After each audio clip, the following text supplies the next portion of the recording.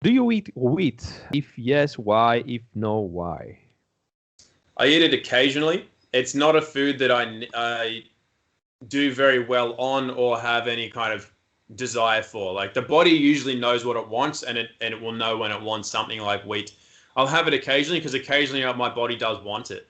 And as long as it's organic from a natural grain, then the things with gluten and everything aren't really an issue. It's more when something is a modern version or it's genetically modified. That's when you'll have the problems with inflammation and other issues with regards to wheat. But generally speaking, ancient and organic is okay for a lot of people. Thanks for that. I'm going to test that hypothesis. Yeah. And it's also dependent on the body. It's like for me, even if it was ancient, organic, and all that sort of stuff, if I had it every day, I wouldn't function well. But so what happens is when we react to anything, we usually react to a protein in a food. So that's basically what gluten is. It's tiny protein, essentially. So when we react to it, we create inflammatory markers. We also can create antibodies. And it takes 4 days from having exposure to something to clear that from the system. So the inflammation that was created from a food that maybe we don't tolerate takes 4 days before that comes back down to a base level. So when we might be reactive to certain foods, it's a good idea to rotate the foods and to rotate them on a 4-day basis to give the body time to clear the result of having had a food it doesn't quite agree with.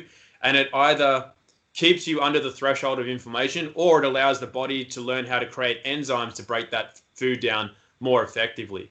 If we don't do that and we continue to eat foods that don't agree with us every day, that's what leads to long-term health conditions, long-term chronic inflammation, inflammatory effects such as Hashimoto's and other autoimmune conditions.